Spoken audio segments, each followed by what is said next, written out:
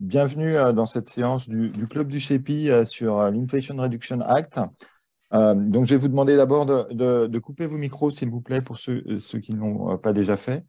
Bienvenue pour cette séance. Donc, c'est une séance sur donc l'IRA, l'Inflation Reduction Act, le mal nommé Inflation Reduction Act, puisque c'est d'abord et avant tout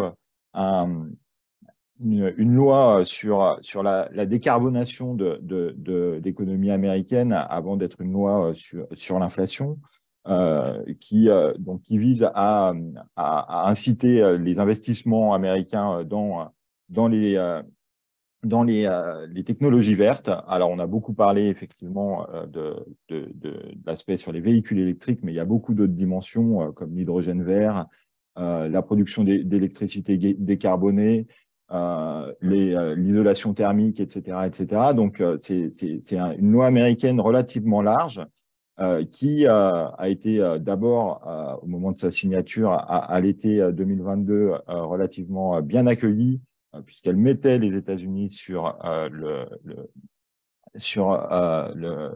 la voie d'une décarbonation de leur économie. Mais qui a donné lieu à un certain nombre de réactions, notamment réactions dans un deuxième temps côté européen, et c'est sur ces réactions qu'on va se concentrer dans cette séance. Réactions côté européen du fait d'un certain nombre de dispositions, de clauses de contenu local qui iraient à l'encontre, qui seraient discriminatoires et qui iraient à l'encontre des règles de l'Organisation mondiale du commerce.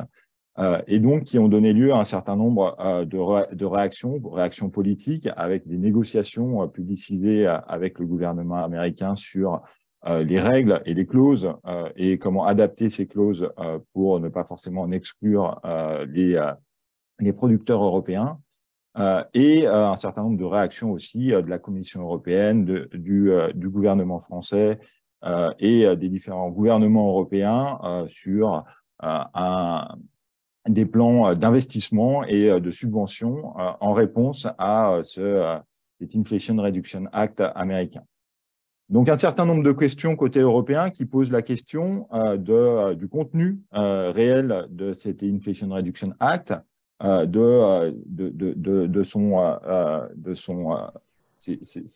son côté contradictoire avec les règles de l'Organisation mondiale du commerce et de la réaction possible des Européens. Donc, qui sont les sujets que va aborder Antoine Bouet et qu'il a abordé dans un récent policy brief auquel vous pouvez vous référer, et vous trouverez le lien dans le chat, qui aborde ces questions du contenu justement de cette Inflation Reduction Act, de l'impact possible sur les économies européennes et des réactions possibles des gouvernements européens à cette nouvelle loi américaine qui va à l'encontre d'un certain nombre de règles de l'Organisation mondiale du commerce. Et puis, côté américain, ça pose la question du contexte politique dans lequel a été votée cette loi par l'administration de Joe Biden, et notamment cette nouvelle brèche dans les règles du commerce international telles qu'elles existent depuis plusieurs décennies. Et on a la chance d'avoir Laurence Nardon qui va pouvoir nous éclairer sur ces dimensions dans sa discussion justement du policy brief et de la présentation d'Antoine Bouet. Donc, je ne vais pas faire beaucoup plus long, juste vous présenter rapidement nos deux intervenants et ensuite leur laisser la parole. Donc, Antoine Bouet est directeur du CEPI depuis 6 mois. Il était avant professeur à l'Université de Bordeaux et ancien chercheur senior à l'International Food Policy Research Institute. Il est spécialiste des politiques commerciales et du système commercial international. Il a aussi beaucoup travaillé sur les marchés agricoles mondiaux et le commerce africain et le commerce notamment informel en Afrique et le commerce agricole en Afrique. Et comme je vous le disais en introduction, il a récemment publié donc ce policy brief du CEPI, l'Inflation Reduction Act, comment l'Union européenne peut-elle répondre. Florence Nardon, donc, qui a gentiment accepté de participer à cette séance du club du CEPI, est-elle chercheuse à l'IFRI, donc l'Institut français des relations internationales. Elle y est responsable du programme Amérique du Nord, et donc c'est une spécialiste des idées politiques aux États-Unis et de la politique étrangère américaine, et particulièrement aussi des relations transatlantiques. Et je ne peux que vous suggérer d'écouter son podcast hebdomadaire sur les questions New Deal, qui trace toutes les semaines les enjeux de la politique américaine. Donc très intéressant et très éclairant sur ces questions. Donc je ne peux que vous encourager à l'écouter.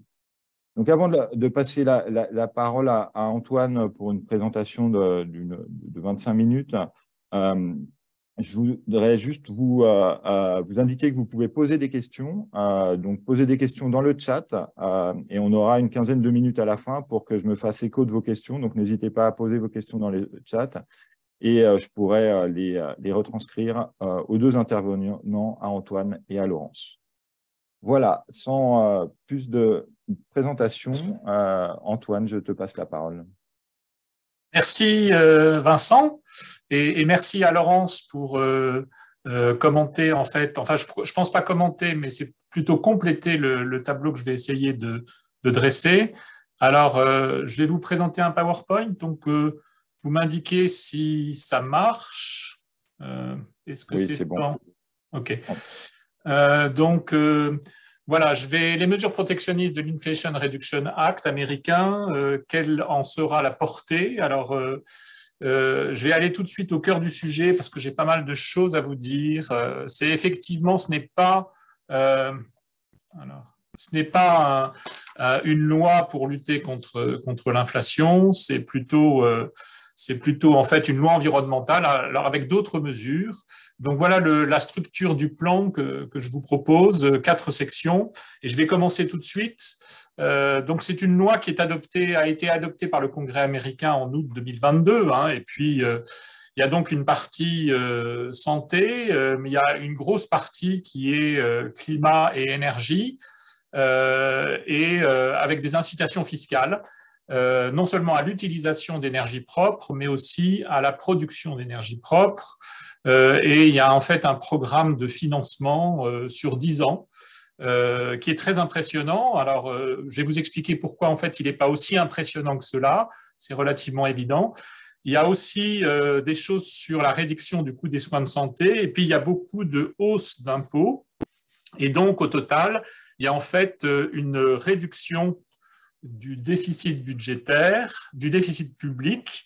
Donc, voici en gros la variation, l'impact sur le budget fédéral. C'est sur 10 ans, je le répète.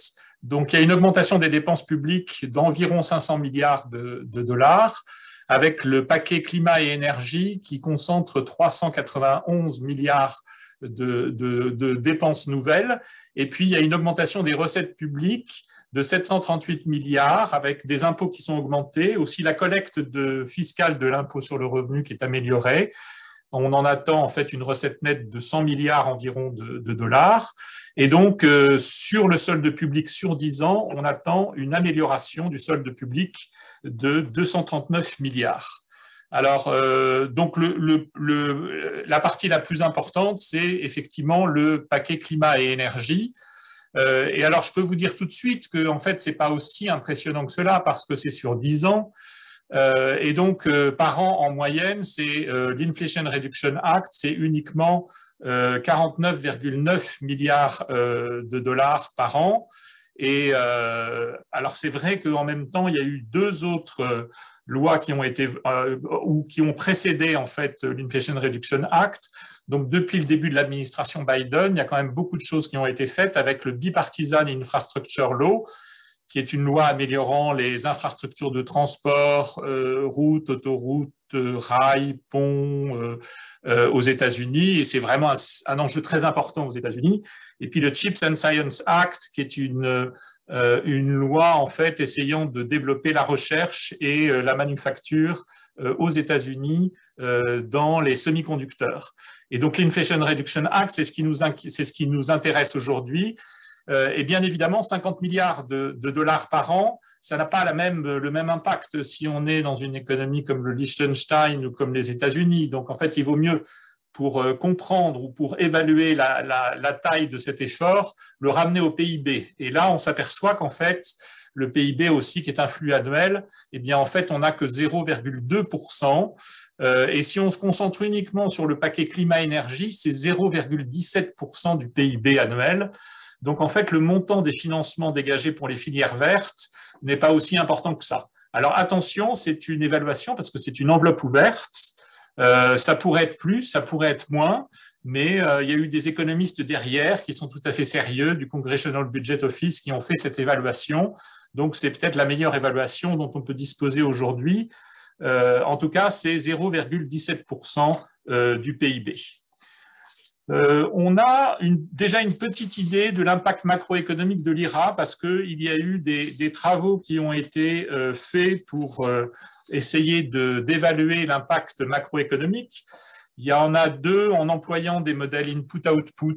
Alors, c'est des modèles qui sont très flexibles, mais forcément très simplifiés en termes de représentation du comportement des agents. Il y en a deux autres avec des modèles d'équilibre général calculables qui sont quand même plus importants. L'un, notamment avec une modélisation du secteur de l'énergie et des émissions de carbone. Donc, de toute façon, l'impact... Alors, il y a une étude qui s'inquiète d'un impact potentiellement négatif, mais très, très léger, moins 0,1%. Sinon, c'est un impact légèrement positif.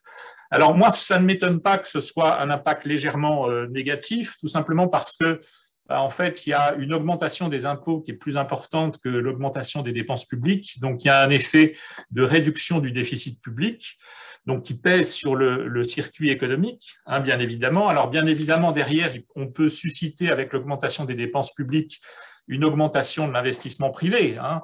Mais si c'est pas très, très élevé, eh bien, ça veut dire que l'effet de restriction du déficit public peut être plus important. Et puis, c'est une économie qui est quand même en change flottant. Et donc, il va y avoir une grande partie, en fait, de l'effet de la politique fiscale qui va être absorbée dans une appréciation du dollar. Enfin, c'est ce qui est classique dans ce genre de modèle. Donc, ça ne m'étonne pas que, finalement, on trouve un effet qui soit proche de zéro ou légèrement négatif. Voilà la distribution. Si on se concentre sur le paquet climat-énergie en milliards de dollars, donc les 391 milliards de dollars, eh bien, on a une distribution de ces dépenses selon ce que vous avez sous les yeux. Et donc, une très grosse partie, un peu plus de 40%, va en crédit d'impôt pour la production et l'investissement dans l'électricité propre. C'est vrai qu'on s'est beaucoup concentré sur les véhicules électriques avec cette prime de 7 500 $ pour l'achat d'un véhicule électrique. Mais en fait, une grosse partie de l'argent, c'est pour inciter les entreprises à faire de la production décarbonée d'électricité et ça coûte très cher et c'est ce qui va avoir un effet, comme je le dirai tout à l'heure, sur l'environnement. Alors, dans toutes ces mesures, hein, vous avez effectivement des crédits d'impôt pour acheter un véhicule électrique, 7 500 $, avec des conditions de revenus pour le ménage. Il ne faut pas qu'il ait un revenu trop élevé, il ne faut pas que la voiture soit trop grosse. Il y a aussi un crédit d'impôt pour l'achat d'un véhicule d'occasion, donc ça c'est une idée qui est intéressante. Les ménages aussi reçoivent des crédits d'impôt s'ils investissent dans un poêle à biomasse, une pompe à chaleur, s'ils rénovent, s'ils font une rénovation thermique de leur maison. Et puis il y a des incitations aussi fiscales sous forme de crédit d'impôt pour les producteurs. Par exemple, pour donc la production d'électricité avec des processus décarbonés. On a aussi pour la production d'hydrogène vert, pour la production de carburant renouvelable pour l'aviation. Et puis, il y a une subvention même des investissements carrément dans la production d'énergie renouvelable. Donc, ça fait quand même un package qui est assez complet, qui est véritablement quand même sur le déploiement de technologies existantes. Hein. Mais ça fait effectivement quelque chose d'assez complet en termes d'incitation à l'utilisation, à la production d'énergie renouvelable. Alors, il y a deux études que je mentionne, il y en a peut-être d'autres, qui ont regardé quels étaient les effets potentiels de l'Inflation Reduction Act sur l'environnement, donc en termes d'émissions de gaz à effet de serre. Et voici ce que disent, par exemple, un ensemble d'auteurs du Zero Lab de Princeton University. À la fin du mandat Trump, si on gèle les politiques publiques, les États-Unis arriveront à moins 27% d'émissions de gaz à effet de serre en 2030 par rapport à 2005. Donc, c'est très faible par rapport aux objectifs de l'accord de Paris. Si le Bipartisan Infrastructure Law pourrait avoir un impact légèrement positif, pourrait améliorer légèrement ce bilan, mais c'est surtout l'Inflation Reduction Act qui fait passer, en fait, d'après cette étude, les émissions de gaz à effet de serre en 2030 aux États-Unis à moins 42%, en dessous du niveau de 2005.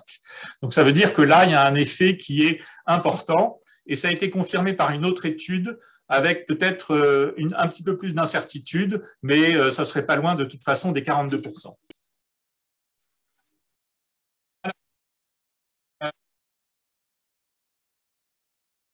Pourquoi donc l'Inflation Reduction Act est-elle contraire aux règles de l'OMC? Parce que pour l'instant, effectivement, on se dit que c'est une loi environnementale qui, a priori, est assez complète, qui va avoir un effet substantiel, donc c'est merveilleux. Alors, en fait, c'est un peu plus problématique que cela parce que, en fait, l'IRA est contraire aux règles de l'OMC. Sur tous les crédits d'impôt, 7 crédits d'impôt contiennent une clause de contenu local. Alors, c'est quoi une clause de contenu local? Eh bien, ça veut dire que c'est un traitement fiscal qui va favoriser le bien produit sur le territoire au détriment par rapport au même bien qui est produit à l'étranger et qui a passé la douane. Donc, on ne parle pas de droit de douane ici. Hein. On parle effectivement de la comparaison entre un bien produit aux États-Unis et un bien produit à l'étranger qui a passé la douane. Il y a un traitement fiscal. Alors, ceci, eh bien, en fait, c'est contenu dans l'IRA, tout simplement parce que, par exemple, pour les voitures électriques, donc, je ne vais pas énumérer toutes les clauses de contenu local. Je regarde celle sur la clause la plus emblématique, sur les véhicules électriques. Les ménages américains donc, bénéficient d'un crédit d'impôt de 7 500 $ pour l'achat d'un véhicule électrique neuf si. Alors, la première condition, c'est qu'il faut que ce véhicule ait été assemblé en Amérique du Nord. Donc, Canada, États-Unis, Mexique. Alors, une fois que cette condition a été remplie, la moitié du crédit d'impôt est donnée, mais il faut qu'un certain pourcentage des minerais critiques nécessaires à sa fabrication viennent des États-Unis ou d'un pays ayant un accord de libre-échange avec les États-Unis ou a été recyclé aux États-Unis. Et ça, vous avez donc 3 750 $ de crédit d'impôt, si vous avez cette condition qui est remplie. Et le pourcentage, il est de 40% aujourd'hui, il va augmenter chaque année et ça va être à 80% en 2027.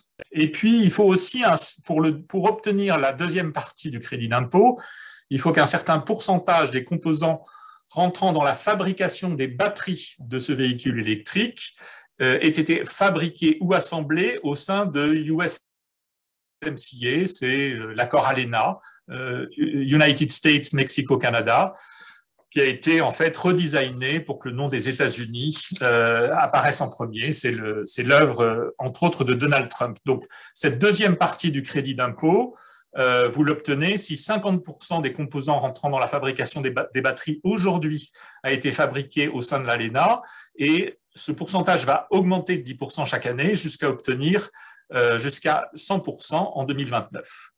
Et puis la dernière condition, c'est qu'il faut qu'il n'y ait aucun input qui vienne de la Chine, de la Corée du Nord, de l'Iran et de la Russie. Alors, ce n'est pas n'importe quel pays, tout simplement parce que la Chine a beaucoup de terres rares, a beaucoup de lithium, a beaucoup de cobalt, etc. La Russie a beaucoup de nickel. Tout ça sont des minerais critiques qui sont très importants pour la fabrication de ces batteries. Et donc, bien évidemment, tout ceci est exigeant. Je vous donne en fait un deuxième exemple de clause de contenu local. Alors là, c'est pour dire aussi qu'il y a aussi des clauses sociales, puisque pour qu'une entreprise ait un crédit d'impôt quand elle utilise un processus décarboné, il y a aussi des bonus successifs conditionnels. La clause de contenu local, il faut que l'acier, le fer et les produits viennent des États-Unis. Il faut aussi, deuxième condition pour obtenir la seconde couche de crédit d'impôt, eh bien, il faut que l'entreprise paie des salaires syndicaux et soit enregistrée auprès d'un programme d'apprentissage. Et puis la troisième couche, c'est qu'il faut que le projet soit situé sur une friche industrielle ou sur un site dont l'électricité est fournie par une centrale au charbon, au pétrole ou au gaz. Donc vous avez comme ça 3 couches de clauses et vous pouvez obtenir de plus en plus de crédits d'impôt avec ça, mais c'est uniquement la première clause de contenu local qui nous importe. Tout simplement parce que c'est une clause qui est contraire à la clause de traitement national, l'article 3 du GATT, c'est l'article 3 du GATT, hein, donc il y a la non-discrimination, la clause de la nation la plus favorisée, et puis la clause de traitement national qui est extrêmement importante dans le GATT.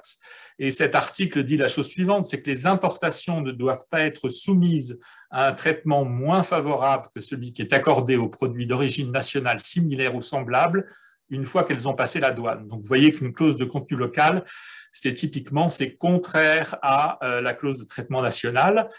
On peut mentionner qu'en plus, l'IRA certainement ne respecte pas deux autres clauses qui ne sont pas dans le corpus général du GATT, mais dans des accords qui sont annexes, l'accord sur les subventions et les mesures compensatoires, qui prohibe des subventions subordonnées à l'utilisation de produits nationaux, de préférence à des produits importés. Donc là aussi, c'est bien évidemment contraire à la clause de contenu local est contraire à ceci. Et puis, certainement, dans l'accord sur les aspects reliés au commerce et des mesures sur l'investissement, il y a aussi quelque chose qui, certainement, une clause que ne respecte pas la loi IRA. Bon, c'est un peu plus de détails, mais ça veut dire que potentiellement, la loi IRA, de toute façon, ne respecte pas la clause de traitement national et certainement l'accord sur les subventions et les mesures compensatoires et en plus un troisième article du GATT. Alors, pour un peu illustrer ça, je peux regarder la jurisprudence de l'organe de règlement des différends pour voir s'il y a eu des cas qui ont déjà été traités. Oui, il y en a eu pas mal. J'en ai pris un qui est vraiment simple et vraiment exemplaire. C'est en 2010, donc le gouvernement de l'Ontario avait adopté ce qu'on appelle un feed-in tariff, c'est-à-dire si vous avez un producteur qui fait de l'électricité avec du solaire ou de l'éolien, eh bien, vous lui garantissez un prix supérieur au prix du marché d'un certain pourcentage, par exemple 10%, pendant 10 ans. Et donc, c'est très favorable pour les producteurs. Et comme ça, ils viennent investir dans le solaire chez vous. Le problème, c'est que le gouvernement de l'Ontario avait imposé une clause de contenu local. Et donc, c'était contraire à la règle de l'OMC. Et donc, le Japon a porté plainte. Et en décembre 2012, un panel de l'OMC a donné raison à la plainte du Japon. Et juste après, le gouvernement de l'Ontario a révisé cette politique environnementale. Il est à noter que lors de la plainte du Japon, il avait été utilisé les clauses que je viens de mentionner pour expliquer que c'était contraire aux lois de l'Organisation mondiale du commerce. Alors, ce qui nous intéresse, c'est quel impact sur les investissements directs.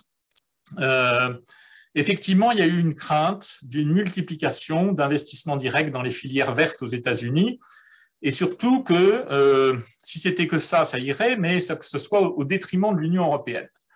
Par exemple, on a eu le cas de Northvolt, qui est une entreprise suédoise, qui a une usine en Suède et qui voulait en fait installer une autre usine en Allemagne. Et il y a eu en fait, en termes de communication, autour de août 2022, d'abord l'idée que les prix de l'énergie étaient quand même très favorables aux États-Unis. Et donc, ils considéraient quand même l'investissement aux États-Unis plutôt qu'en Europe. Et puis après, une fois que l'IRA est passé, ils ont dit, effectivement, on va s'implanter plutôt aux États-Unis plutôt qu'en Europe. Et puis, il y a eu d'autres exemples, Tesla, BMW, Hyundai, Frères Battery, etc., etc. Il y a eu aussi en même temps, dans la période des IDE dans l'Union européenne, par exemple, je voudrais juste en citer un seul exemple, c'est le groupe chinois BYD qui fabrique des véhicules électriques, qui considère en fait un investissement direct dans l'Union européenne. Ils n'ont pas encore décidé dans quel pays de l'Union européenne, mais ils sont en train de considérer cette possibilité. Alors, si on fait uniquement une analyse économique à partir de tous ces cas, eh bien, ça pose un problème. C'est-à-dire qu'en fait, on pourrait se dire qu'il y a des effets d'aubaine, c'est-à-dire, en fait, sans l'IRA, en fait, le même investissement se ferait aux États-Unis. Donc, peut-être que Northvolt, d'ailleurs, c'est le cas. Et donc, ça veut dire que en plus du prix de l'énergie qui est plus bas, il bénéficie effectivement des subventions venant de l'Inflation Reduction Act. Il peut y avoir aussi un effet de création d'investissement direct, c'est-à-dire que sans l'IRA, eh bien, en fait, l'investissement n'aurait pas eu lieu nulle part. Donc, ni en Europe, ni en Asie, ni aux États-Unis. Et puis, grâce à l'IRA, eh bien, cet investissement direct se fait. Et donc, ça, c'est intéressant parce que ça veut dire qu'il y a effectivement des gens qui investissent dans les filières vertes et c'est bon pour le climat. Et puis, ce qui est le plus embêtant, il y a un effet de détournement d'IDE qui est possible, c'est-à-dire qu'effectivement, des entreprises qui vont considérer avant l'IRA d'investir en Europe, et puis avec l'IRA, ils vont considérer effectivement plutôt les États-Unis. Et donc ça, c'est un effet de détournement d'IDE, et c'est beaucoup plus problématique. Je soupçonne aussi que quelquefois, il y a des chefs d'entreprise, et je ne vous dirai pas le nom, mais effectivement, il y a quelques chefs d'entreprise qui peuvent manipuler l'opinion, et effectivement, il peut y avoir une pression sur les autorités pour obtenir davantage de subventions. Bon. En tout cas, avec les effets d'aubaine, les effets de création d'investissement direct et les effets de détournement d'investissement direct, on a du mal à analyser tout ça. Et en fait, les économistes sont un petit peu en panne pour l'instant, tout simplement parce qu'il faut du recul pour arriver en fait à estimer l'impact de l'IRA. Donc, en tout cas, je pense qu'il ne faut pas se concentrer sur la multiplication de ces cas. Il faut essayer de voir ce qui se passe. En fait, l'avantage de l'IRA, c'est qu'il y a une subvention ou un crédit d'impôt. Ce qui est intéressant, c'est que c'est une formule qui est très simple. Alors, en dehors de toutes les clauses qu'il y a, mais une fois que vous avez rempli toutes ces clauses, eh bien, vous recevez, en fait, vous bénéficiez du crédit d'impôt. C'est disponible sur 10 ans, donc c'est prédictible en plus. C'est disponible dans tout le pays. Et donc ça a quelque chose d'intéressant. Les subventions qu'il y a en Europe, je reviendrai peut-être plus tard là-dessus, c'est quelque chose de plus compliqué parce que c'est des projets qui associent souvent les gouvernements, les institutions de recherche et puis les entreprises du secteur. Et il faut qu'il y ait une alchimie qui se fasse. Donc, c'est un petit peu plus compliqué. Mais en tout cas, l'IRA, c'est effectivement cette simplicité qui séduit et puis la prédictibilité sur les 10 ans futurs. Le problème, c'est que ça s'ajoute à un prix de l'énergie qui est plus bas. Et ça, on sait depuis une étude économétrique qui est mentionnée ici que, eh bien, en fait, les différentiels de prix de l'énergie favorisent l'investissement direct. L'étude que je mentionne ici de De Saussé et Sato montre que sur 77 000 observations, donc il y a un gros échantillon, 45 pays et 20 années, eh bien, un différentiel de 10%, une augmentation de 10% du différentiel du prix de l'énergie entraîne une augmentation de 3,2% des investissements directs dans le pays où le prix de l'énergie est le plus bas. Donc, c'est significatif, c'est assez important, et donc ça veut dire que l'IRA plus les prix d'énergie, ça devient un petit peu inquiétant. Alors, les clauses de contenu local, par contre, vous voyez bien que on impose des choses sur les producteurs. Et donc, ça augmente les coûts de production. Et c'est en fait toute la littérature sur le sujet. Je n'ai pas mentionné ici un vieux livre du Peterson Institute sur le sujet, mais en tout cas, il existe aussi, et il le montrait.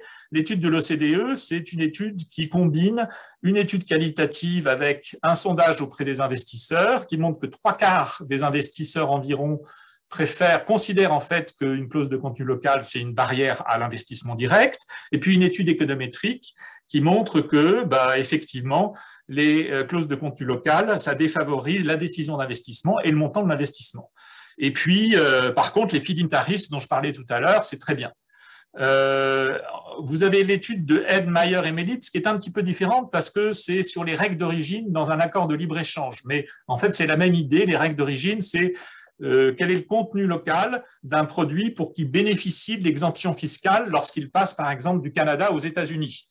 En fait, il montre que lorsque ces clauses de contenu local sont de plus en plus exigeantes, eh bien, ça a un effet désincitatif sur les entreprises. Et puis, vous avez l'étude de US Treasury Department en août 2022 qui montre que sur tout, en fait, le catalogue 2022-2023 aux États-Unis des véhicules électriques, seulement 20% de ces véhicules électriques annoncés respectent les critères de l'IRA. Et donc, il va falloir qu'ils modifient leur processus de production. Et on comprend d'ailleurs que des entreprises comme Ford et Raleigh se soient plaintes auprès des autorités américaines parce qu'ils considéraient que ces clauses de contenu local étaient trop restrictives. Donc, effectivement, on est en plus très déçu de cette notion de friendshoring de l'administration Biden parce que on n'est dans aucun cercle. Hein. Les clauses de contenu local de l'IRA, c'est soit sur les États-Unis seulement, soit sur l'ALENA, donc avec le Canada et le Mexique, soit sur tous les pays avec qui les États-Unis ont signé un accord de libre-échange, mais jamais l'Europe n'est dedans, et donc ça, c'est une grande déception. Alors, je voudrais aussi mentionner en fait quelque chose de très important, qui est le fait que il y a une grosse littérature, beaucoup d'études économiques qui ont essayé d'étudier les déterminants de l'IDE. Donc là, je vous ai listé ces facteurs déterminants de l'IDE. Les premiers, c'est la taille économique des pays d'origine et des destinations, notamment la taille du pays de destination qui est très importante, et le marché unique européen, c'est évidemment important. Il y a aussi le prix de l'énergie, mais il y a aussi les coûts unitaires du travail, le capital humain disponible, l'accès au financement privé, l'accès aux inputs, et ici on pense bien évidemment aux minerais critiques. La qualité des infrastructures, c'est très important, et en Europe, on est excellent là-dessus. La qualité juridique et le respect des droits de propriété, la Chine, il y a des difficultés sur ce point, et le taux d'imposition des sociétés, et puis les droits de douane, ça je le mentionnerai peut-être, mais si vous avez un droit de douane élevé, vous pouvez avoir envie de placer en fait votre entreprise de l'autre côté du droit de douane, c'est-à-dire sur place. C'est ce que veut faire BYD, l'entreprise chinoise qui fabrique des véhicules électriques. Elle veut contourner le droit de douane sur les véhicules automobiles. Donc voilà, je dirais la chose suivante, c'est que l'IRA est premièrement une loi environnementale, c'est une grande loi environnementale, bravo les Américains, on est très contents. Il y a effectivement des autorités américaines qui se sont préoccupées de la lutte contre le changement climatique, c'est la première fois et de manière très sérieuse. Mais par contre, c'est une loi protectionniste et ça, évidemment, les Européens, je pense, ont des raisons, et même l'ensemble, le reste du monde a des raisons de ne pas être content.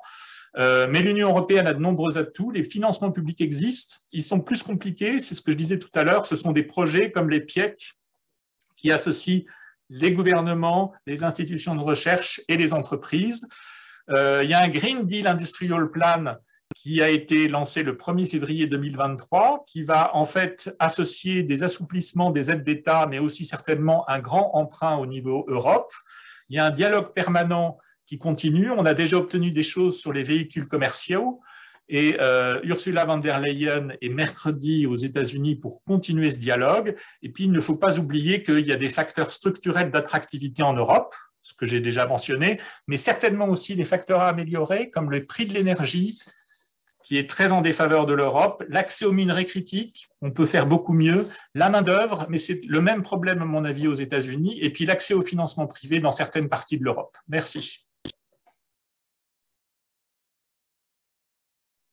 Merci Antoine, merci pour cette présentation qui permet de replacer l'Inflation Reduction Act dans le cadre de sa mise en œuvre et de replacer les montants aussi dans le cadre, je pense que c'est une dimension importante de replacer les montants dans le cadre de l'économie américaine et sur les 10 ans qui sont couverts par l'accord. Je propose de passer tout de suite à l'intervention de Laurence Nardon et ensuite on pourra prendre les questions que vous avez posées déjà et que vous pouvez continuer à poser sur le chat. Laurence, je te laisse la parole. Oui, bonjour. Merci beaucoup Vincent, merci beaucoup Antoine pour cette présentation. Je suis très honorée de faire partie de cette discussion, n'étant pas économiste. Et j'ai été très rassurée aussi par votre intervention, Antoine, parce que effectivement, vous avez donné toutes les choses sérieuses à savoir sur l'IRA, le contenu, les effets, etc. J'ai vu dans le fil que vos slides vont être distribués à tout le monde. C'est une excellente chose parce que toutes les sources que vous avez citées sont très sérieuses et donc on va pouvoir se plonger dedans si on le souhaite. Donc, très rassurée que vous ayez couvert ce pan-là de l'IRA, parce que pour ma part, je vais essayer d'expliquer quel est le contexte politique de l'adoption de cette loi, ce qui est un sujet sur lequel je serais beaucoup plus à l'aise que s'il fallait que je détaille les aspects économiques. Donc, voilà, et je prendrai vos questions très volontiers tout à l'heure. Alors, parce que je crois que ce qu'il faut dire tout de suite à propos de l'IRA, c'est que c'est effectivement une loi qui vise à organiser la transition verte aux États-Unis, mais elle vise aussi à contrer les avancées de la Chine en matière économique et technologique également.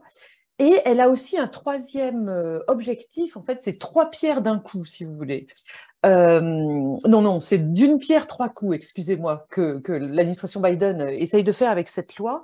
La troisième étant la remise en route de la prospérité, ou en tout cas des perspectives de prospérité pour les classes moyennes américaines. Quelque chose qui était un petit peu à l'arrêt depuis bien des années, je vais y revenir. Donc, il y a ces 3 objectifs qui sont clairement ceux de l'administration Biden depuis son arrivée au pouvoir en janvier 2021, mais non seulement c'est l'aboutissement d'une longue séquence historique sur laquelle je vais revenir dans un instant, mais c'est aussi une partie d'un ensemble de lois et de règlements plus vastes. Vous avez parlé un peu du CHIPS Act, il y a aussi l'Infrastructure Act, il y a des executive orders, c'est-à-dire des règlements pris par l'administration en termes de contrôle des exportations. Enfin voilà, à la fois l'IRA fait partie d'une séquence historique, partie 1 pour ceux qui ont bien suivi, et en même temps, elle fait partie d'un ensemble de lois plus large. Ça, c'est ma partie 2. Et donc, comme j'ai 15 minutes, je me dépêche. Sur la séquence historique, donc il faut remonter. En fait, ce à quoi on assiste, et je ne pourrais pas être assez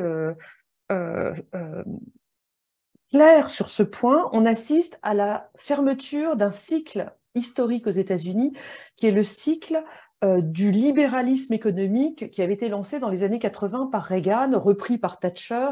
Nous, en France, on ne l'a pas vraiment connu depuis les 40 dernières années, même si politiquement, il y a des accusations qui sont faites. Je pense qu'on n'a jamais été aussi libéral d'un point de vue économique que ce qu'ont connu les Américains. Les Américains sortaient à l'époque d'une longue phase de redistribution et de politique industrielle et sociale assez forte qui avait couru du New Deal des années 30 jusqu'au projet de Great Society de Johnson dans les années 60. Leur indice de Gini était au plus bas à la fin des années 70 et est arrivé Ronald Reagan avec un projet de dérégulation vraiment tous azimuts et de baisse des impôts. Il a baissé les impôts en 1986. L'idée à l'époque, c'était que libéraliser l'économie allait permettre aux entrepreneurs d'aller en avant et d'enrichir l'entrepreneuriat individuel, allait enrichir l'ensemble de la société américaine par cette fameuse mécanique du ruissellement. Alors, on a vu ensuite que ça n'avait pas marché. On a vu surtout qu'en réalité, Reagan avait lancé la spirale du déficit public aux États-Unis, mais enfin bon, ça c'est un autre sujet. Cette dérégulation et cette baisse des impôts, elle a donc triomphé aux États-Unis, quelles que soient les administrations, même sous les présidents démocrates. Et en fait, il y a eu une prise de conscience. Alors là j'avance très vite. Il y a eu une prise de conscience du fait que ça n'avait pas vraiment fonctionné en termes de prospérité sociale pour le plus grand nombre. Cette prise de conscience, elle s'est faite avec la crise économique et financière de 2007-2008. C'est à ce moment-là que la population, enfin les électeurs, les citoyens américains se sont rendus compte que finalement les inégalités avaient explosé et ne s'étaient pas du tout réduites depuis les années 80. Là, je voudrais citer une étude qui est ancienne, elle date de 2012 du Tax Justice Network, qui explique que, par exemple, la baisse des impôts pour les ménages aisés et pour les entreprises aux États-Unis, elle n'avait pas du tout stimulé la consommation ou l'investissement, elle avait plutôt enrichi les paradis fiscaux. Et donc, il y a eu, entre les années 80 et les années 2020, une paupérisation des ménages les plus modestes, une fermeture des usines avec le libre-échange, et que les classes moyennes américaines avaient subi une stagnation du salaire réel depuis le milieu des années 70. Donc, quelques chiffres. Aujourd'hui, le taux de pauvreté aux États-Unis est de 15% de la population, le double de ce qu'il y a en France, on est à 8%. Et puis, les recettes fiscales, autre chiffre. Alors, recettes fiscales, moyenne de l'OCDE, on est à 34%. En France, on est à 45%, donc on est évidemment très haut. Eh bien, aux États-Unis, on n'est que à 26% du PIB. Tous ces chiffres, ce sont des pourcentages du PIB. Et donc, il y a eu cette prise de conscience vraiment bipartisane en 2007-2008, et elle s'est traduite par un mécontentement politique. Et ce qui est intéressant, il faut vraiment le dire, c'est que ce mécontentement, il s'est manifesté aussi bien à droite qu'à gauche. À droite, je ne sais pas si vous vous souvenez du mouvement des Tea Parties qui avait explosé au lendemain de la crise. On est donc sous Obama. C'est un mouvement de révolte fiscale qui commence en 2009 avec des relents xénophobes parce que Obama vient d'être élu.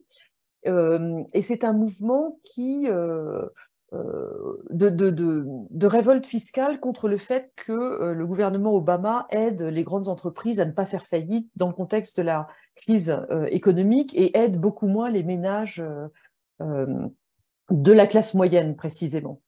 Ce mouvement, il a été très clairement récupéré par Donald Trump dans sa campagne de 2016 et il est toujours là aujourd'hui quand on voit l'état de polarisation politique du pays. Ce mouvement a aussi été récupéré à gauche, et là, c'est plutôt en 2011 avec ce mouvement dont vous vous souvenez peut-être qui s'appelait Occupy Wall Street. Un équivalent en France, c'était le mouvement Nuit debout, qui a aussi fait long feu autour de 2013.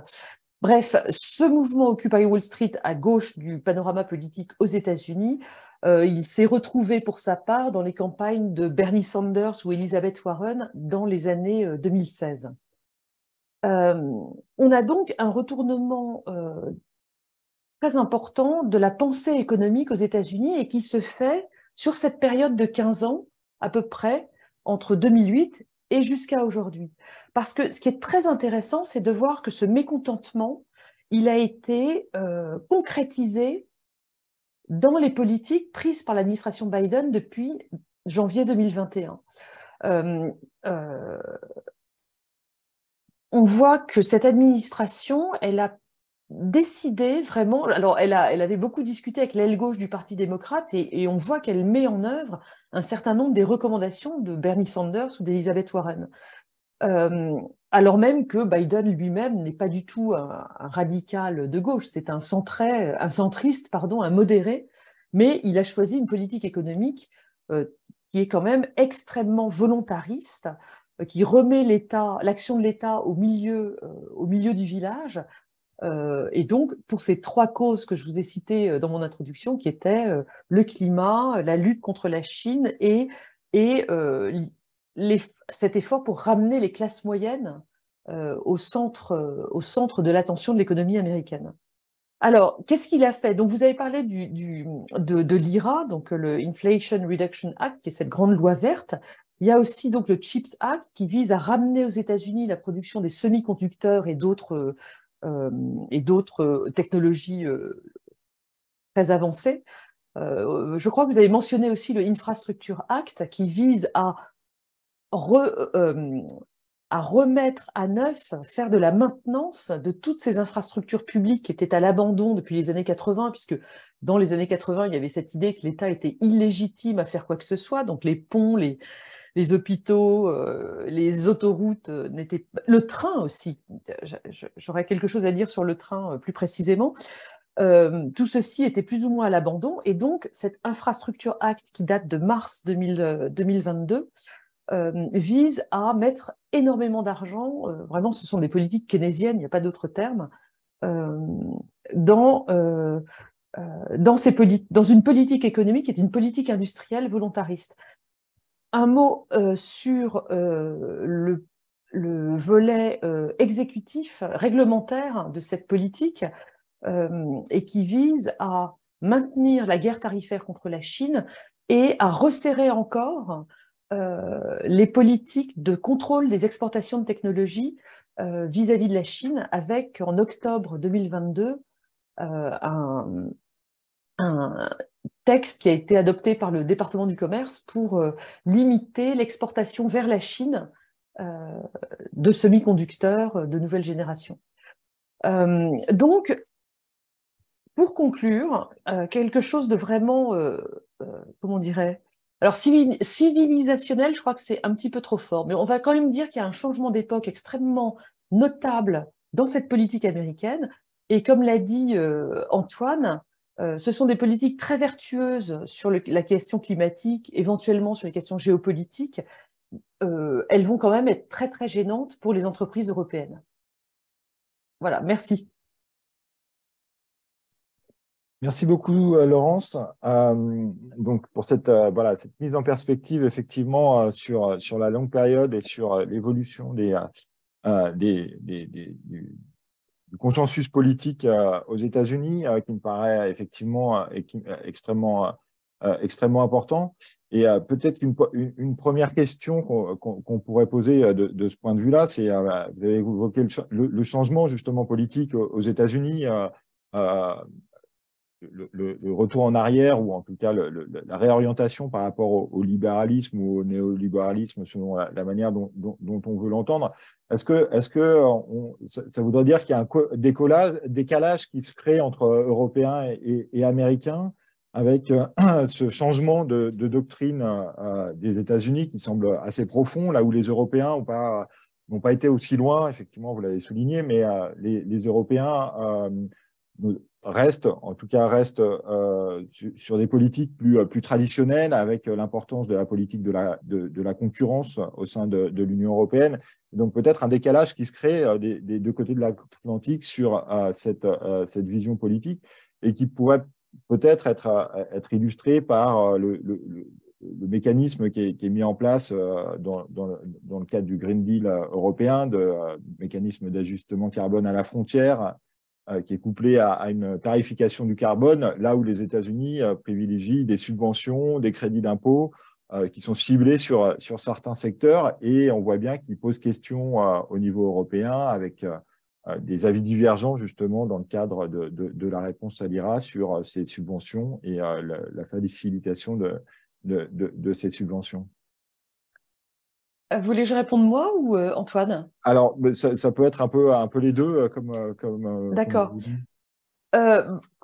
Oui, moi je pense qu'enfin, alors n'étant pas spécialiste des questions européennes, je dois dire que de mon point de vue, il y a effectivement deux points de différence entre la politique américaine actuelle et la politique européenne. Je ne veux pas parler de réaction européenne, parce que je pense qu'on n'est pas non plus uniquement en réaction à ce que fait Washington, on a aussi quelque chose d'indépendant. Mais il y a quand même deux points qui me semblent être très différents. C'est qu'effectivement, il semble qu'en Europe, on choisisse plutôt les politiques... Alors, enfin non, je pose la question plutôt. Est-ce qu'en Europe, on ne choisit pas plutôt des politique punitive plutôt que incitative, ce qui semble être le cas aux États-Unis? Ça, c'est le premier point. Et le deuxième, oui, c'est l'attachement que continue à avoir l'Europe, l'Union européenne en tout cas, au principe de libre-échange et de libre concurrence, au point de se tirer éventuellement dans le pied. Dans les dernières politiques, celles du pacte vert, etc., on entend quand même les responsables bruxellois dire que les Européens doivent quand même aller au bout de toutes les possibilités qu'ils ont dans le cadre du libre-échange pour ne pas faire du libre-échange, justement. C'est-à-dire ne pas remettre le principe en question, mais quand même exploiter à fond toutes les petits caveats qui existent à l'heure actuelle dans les réglementations européennes. Je m'arrête là. Merci. Antoine, tu veux ajouter quelque chose? Oui, en fait, il y a effectivement... je pense qu'effectivement, il y a un énorme changement avec Biden. Alors, je pense aussi qu'il y a une chose que je voudrais ajouter, c'est que les Américains, en fait, ils ont effectivement vécu une désindustrialisation qui est très importante. Et en fait, quand ils regardent leur balance commerciale, elle est très déficitaire dans le secteur industriel, manufacturier. Et en proportion du PIB, c'est très important, c'est presque 5% du PIB américain, le déficit, et donc c'est gigantesque. Hein. En France, on a un déficit, mais qui est moins important dans le secteur, qui est plutôt autour de 2-3%. Et en fait, ce qui se passe, c'est qu'ils ne voient pas le déficit que la France a, ils voient en fait l'excédent dans le secteur que la Chine a, et ils voient l'excédent de l'Union européenne dans le secteur, parce que l'Union européenne a un excédent très fort dans ce secteur. Et donc, effectivement, à tort ou à raison, on pourrait faire une analyse économique plus fine, mais ils considèrent, en tout cas, c'est souvent un motif de Biden ou de Trump avant, pour dire si en fait les autres ont un excédent et nous on a un déficit, c'est que les autres sont protectionnistes et pas nous. Donc voilà, je pense que effectivement cette question de la désindustrialisation elle est très forte et la position allemande et la position chinoise ont provoqué en fait des déséquilibres au niveau mondial extrêmement importants. Alors, il y a une différence de philosophie qui est très forte, effectivement. On est toujours très attaché en Europe, effectivement, à l'intégrité du marché unique et au respect, plus que le libre-échange, c'est le respect de la règle multilatérale. Je pense qu'il est très important, c'est que on veut faire des choses a priori qui respectent les règles de l'Organisation mondiale du commerce. Et donc, si on doit, par exemple, riposter, eh bien, on va essayer de riposter selon les règles de l'OMC. Je suis pas sûr qu'on n'aille pas plus loin, hein, mais en tout cas, jusqu'ici, c'était comme ça. Et puis, on veut laisser en fait le marché unique sans le modifier, sans des distorsions de concurrence. Et pour qu'il n'y ait pas de distorsion de concurrence au sein du marché unique, eh bien, il faut que, si on autorise des subventions, il faut qu'un petit pays, la Bulgarie par exemple, puisse faire autant de subventions dans son économie que l'Allemagne, qui a beaucoup plus de moyens évidemment pour le faire. C'est pour ça que les aides d'État sont strictement encadrées. Alors, donc, effectivement, la politique de l'intégrité de marché unique pèse beaucoup. On veut continuer effectivement à respecter l'intégrité du marché unique, les règles multilatérales, et ça pèse. Mais il y a quand même des politiques industrielles qui se mettent en place. Le Green Deal du 1er février 2023 modifie un peu les choses. À partir du moment où on se concentre sur la recherche et développement et l'innovation, et puis à partir du moment où l'ensemble des bénéfices de ces efforts vont vers l'ensemble des Européens. Donc ça, ce sont des concessions, il y a une négociation en fait, on commence à concevoir en fait de la politique industrielle interventionniste, mais sous des conditions et notamment, il faut que l'intégrité du marché unique soit autant que faire se peut respectée. Et donc c'est pour ça qu'on va faire aussi certainement un grand emprunt pour aider les petits États à faire du financement industriel dans leur pays. Merci. Juste pour quelques questions alors plutôt d'ordre juridique qui ont été posées dans le chat qui ont trait à 3 dimensions. La première, c'est une question de Christophe Destet qui demande si sait-on si le système judiciaire interne aux États-Unis qui serait saisi par exemple par une entreprise européenne pourrait écarter l'application de l'IRA au profit des règles de l'OMC en vertu de la supériorité des engagements internationaux sur les lois nationales. Donc, une question de ce point de vue-là. Et dans l'autre sens, on pourrait poser la question de s'il y a des négociations, enfin, si les négociations aboutissent sur un certain sur le contournement finalement de certaines clauses de l'IRA dans leur application, est-ce qu'il y aurait aussi un risque juridique du point de vue des entreprises américaines qui pourraient remettre en cause cette application, par exemple sur un accord de libre-échange qui serait trop restrictif et qui irait à l'encontre peut-être de l'esprit des clauses qui sont incluses dans l'IRA. Troisième dimension juridique aussi, c'est l'aspect de la possibilité d'une plainte à l'Organisation mondiale du commerce qui a été écartée pour l'instant par les Européens. Pourquoi? La question est posée dans le chat. Est-ce que c'est à cause du blocage de l'organe de règlement des différends ou bien c'est pour éviter de saborder la politique de lutte contre le changement climatique de Joe Biden, ou bien c'est pour ne pas mettre en difficulté l'Organisation mondiale du commerce sur des sujets sur lesquels on sait qu'elle a des difficultés à aller à l'encontre d'un pays majeur, d'un acteur majeur du commerce international. Alors peut-être on commence par Antoine d'abord sur cette question. Et je vais laisser la question difficile à Laurence. Non, la question, je ne connais pas une réponse, en fait. Donc, si Laurence ne la connaît pas non plus, la première question, je ne suis pas sûr de moi. La plainte à l'OMC écartée pour... c'est vrai qu'en fait, alors il y a des possibilités maintenant parce qu'il y a des instruments de défense autonome qui ont été mis en place par l'Europe. Et si effectivement, en fait, ces instruments de défense autonome ont été faits en étant cohérents par rapport à la loi OMC, et donc si effectivement il y a des exportations européennes vers les États-Unis qui sont effectivement affectées par l'IRA, ou dans l'autre sens, des exportations des États-Unis vers l'Europe qui sont encouragées par l'IRA, il y a la possibilité d'avoir recours à ces instruments de défense autonome en Europe, qui ont été élaborés en cohérence avec l'OMC pour effectivement imposer des rétorsions. Pourquoi on ne le fait pas pour l'instant? Parce que je pense qu'effectivement, il y a un dialogue qui continue. On essaye d'obtenir des choses supplémentaires. On a déjà obtenu le fait que les véhicules commerciaux vendus au leasing aux États-Unis et qui viennent d'Europe n'allaient pas avoir les contraintes de contenu local. Et puis, je pense qu'effectivement, Ursula von der Leyen va négocier la notion d'accords commerciaux, d'accords de libre-échange qu'il y a dans l'IRA, parce qu'en fait, l'IRA, et c'est la deuxième question, je pense, on est en train de peaufiner les détails de l'IRA. Effectivement, tous les détails de ces lois, qu'est-ce que ça veut dire, par exemple, qu'un accord de libre-échange?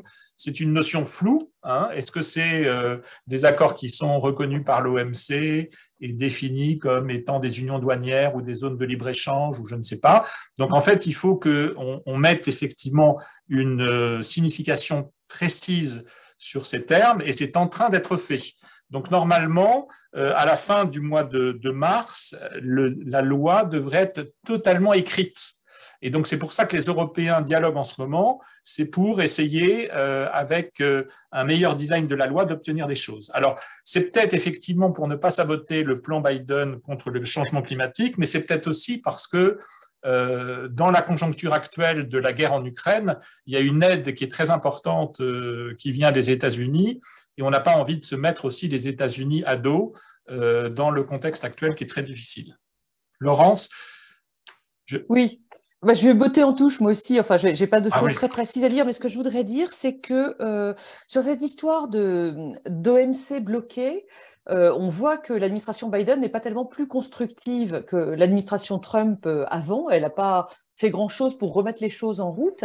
Parce que ce qu'il faut comprendre, c'est qu'en fait, les États-Unis sont pas du tout idéologiquement attachés au libre-échange comme l'Union européenne peut l'être. Enfin, vous avez parlé vous avez employé un autre terme que libre-échange tout à l'heure, Antoine. Multilatéralisme. Ouais. Voilà. Historiquement, les États-Unis ont été libre-échangistes ou protectionnistes suivant leur propre intérêt. Et donc aujourd'hui, ils sont à nouveau protectionnistes parce qu'ils pensent que c'est leur intérêt de l'être, et donc ils ne vont pas faire d'efforts pour remettre l'OMC en route. Notre attitude, la meilleure attitude que nous puissions avoir, nous, dans l'Union européenne, c'est de montrer aux États-Unis que c'est dans leur intérêt de faire du commerce avec nous. Alors, ça peut être pour des questions d'échange de technologies, ça peut aussi être pour des questions géopolitiques, soutien à l'Ukraine, soutien dans leur politique indo-pacifique aussi, par exemple. Bon, il faut qu'on trouve des billes à mettre dans la balance pour les convaincre de nous accorder ce statut de pays avec lesquels ils auraient un accord de libre-échange. Enfin, c'est ce qui est en train d'être fait en ce moment dans les négociations. Je voudrais juste peut-être ajouter quelque chose par rapport à une question que je vois sur le montant des Green Deal en Europe. En 2021, ce que je peux dire, c'est que les financements verts en Europe, les financements publics verts représentaient 0,5% du PIB européen, alors que l'IRA prévoit des financements verts qui sont de 0,17%. Donc en Europe, on a beaucoup plus de financements, mais ils sont plus complexes. Hein. Ils ont des effets moins directs que l'IRA. Merci. Merci à tous les deux. On arrive à la fin de cette réunion. Donc, je suis désolé, il y avait encore des questions dans le chat et moi-même, j'avais encore des questions à vous poser, mais on va s'arrêter là. Merci beaucoup pour vos interventions très éclairantes et très intéressantes sur les différents aspects de cette Inflation Reduction Act. De toute façon, c'est un sujet qui va rester dans l'actualité, sur lesquels on va continuer à travailler et qu'on va continuer à explorer parce qu'il y a encore un certain nombre de questions qui restent à étudier. Donc, merci beaucoup à tous les deux, à Antoine, à Laurence. Merci à vous d'avoir participé à cette réunion du Club du CEPI. Je vous signale juste la prochaine séance du Club du CEPI qui n'est pas encore fixée, mais qui aura lieu fin mars. Et on accueillera Agathe Desmarais de The Economist qui nous présentera son livre Backfire sur les sanctions occidentales et principalement les sanctions américaines, sanctions commerciales et économiques en général. Voilà, merci beaucoup à tous. Bon après-midi et bonne semaine. À bientôt. Merci.